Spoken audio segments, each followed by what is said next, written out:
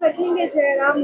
देखिए मानसून यानी बारिश, तो जब हम बारिश को याद करते हैं तो कृषि को याद करते हैं, किसानों को याद करते हैं। और भारत देश, झारखंड प्रदेश किसानों का देश है। तो निसंदेह मैंने कल सर्वदलीय बैठक में सुझाया भी था कि अगर समय मिले तो माननीय अध्यक्ष महोदय अपने विशेषाधिकार का प्रयोग करते हुए 2 घंटा कम से कम एड ऑन कीजिए समय में, और कृषि पे चर्चा कीजिए, किसानों की स्थिति पे चर्चा की जाए। इस बार अतिवृष्टि जी, अगर आप धान की दृष्टि से देखें तो धान इस बार ठीक ठाक होगा।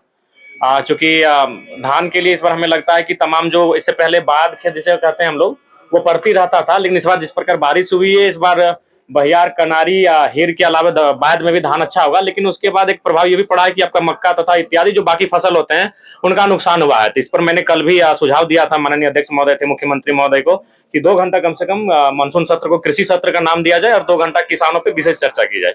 उसके बाद प्रवासी पे चर्चा होगी।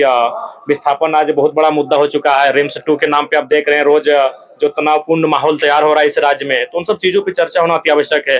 धनबाद में आप देख सकते हैं कि कोयला खनन में किस प्रकार से अवैध ओबीडम का मामला प्रकाश में आता है, अवैध खनन का मामला प्रकाश में आता है। तो इन चीजें पर बहस बहुत आवश्यक है, और मैं अपने हिसाब से अपना जो मुझे समय अलॉटमेंट किया जाएगा उसके हिसाब से मैं विषय पे चर्चा करूंगा। रिम्स 2 को लेकर क्या रिम्स 2 बनना चाहिए? देखिए रिम्स 2 निसंदेह बनना चाहिए, लेकिन जमीन जो विवादित हो रही है उस जमीन पर चर्चा होनी चाहिए। क्योंकि भूमि अधिग्रहण अधिनियम 2013 स्पष्ट कहती है कि आप जिस जमीन का किसी भी योजना परियोजना के लिए अधिग्रहण करते हैं उसमें 70 से 80% रैयतों की रजामंदी होनी आवश्यक है।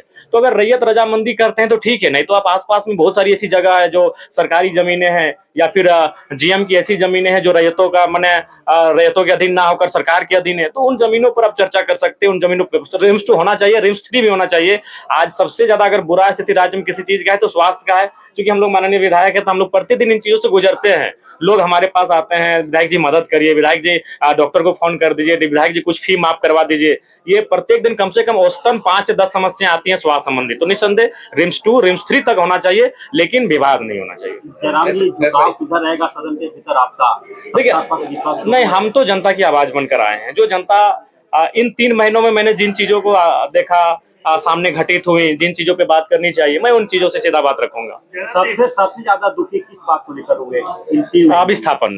क्योंकि विस्थापन एक ऐसा चीज है कि जमीन हमारी है, ना उसका मुआवजा मिला है, ना अधिग्रहण किया गया है, ना नियोजन मिला है, और जबरन उस पर कार्य किया जा रहा है, जबरन उस पर खनन किया जा रहा है, जबरन उस पर ओबीडम किया जा रहा है। बागमारा में जिस तरीके से चाल धसने से हादसा हुआ, आए दिन ऐसे हादसे। देखिए बागमारा में ये बागमारा, झरिया, धनबाद या फिर कोयलांचल की जो सीमा है उसमें ये नया नहीं है। इसका कारण है कि अवैध माइनिंग।